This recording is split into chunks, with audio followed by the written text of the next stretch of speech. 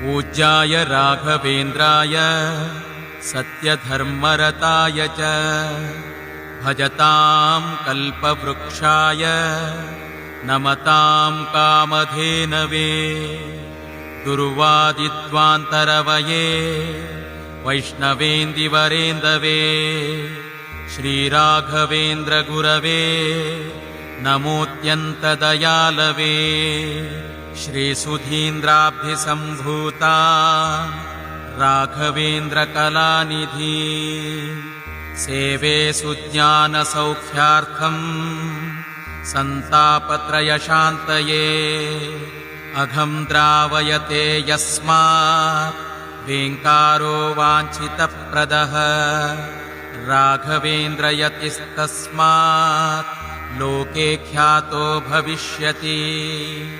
व्यासेन व्युक्तबीजश्रुतिभुवि भगवत्पादलब्धाङ्कुरश्रीः प्रत्यैरीषत्प्रभिन्नो जनि